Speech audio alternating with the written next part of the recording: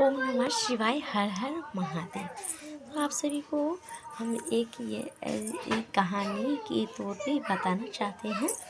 जैसे कि एक ऐसी कहानी था जिसमें आप सभी को थोड़ी सी अच्छा तो ज़रूर लगेंगी। तो हम बताना चाह रहे थे कि आपका एक ये कहानी कितनी अच्छी लगती है, क्योंकि आप सभी संयुक्त परिवार मतलब हमेशा खुश रहिए, मस्त रहिए और स्वस्थ रहिए। तो आपको मैं एक ऐसी कहानी बता रही हूँ जिसमें तो आप सभी, जैसे तिल तिल में होते हैं ना, सभी को तिल होते हैं। तो तिल के बारे में आप क्या जानते हैं और क्या कहना चाहेंगे?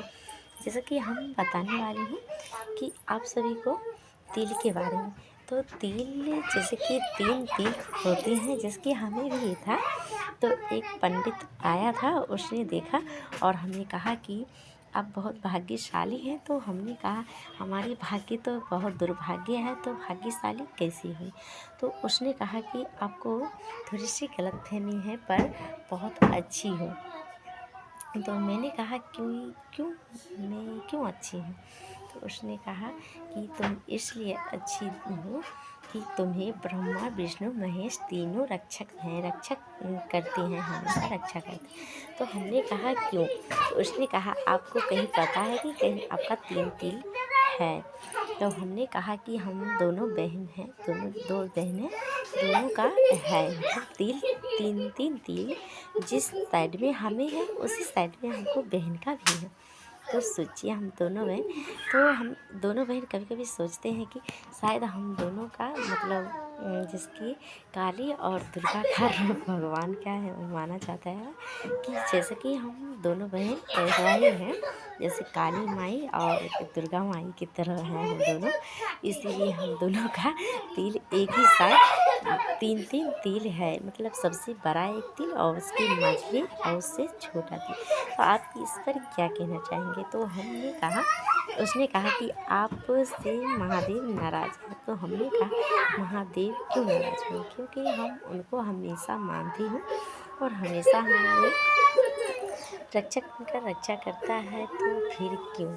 तो उसने कहा कि आपको जब रक्षा करता है तो फिर आप क्यों नाराज़ हैं?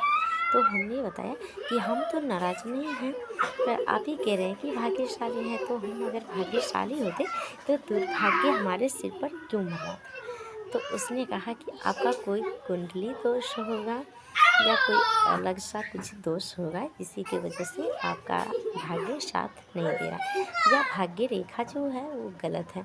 हमने कहा कि अगर आप हमें भाग्य रेखा बदल सकती हैं तो समझेंगे कि हमें भी ब्रह्मा विष्णु महेश तीनों हमें रक्षा करते हैं।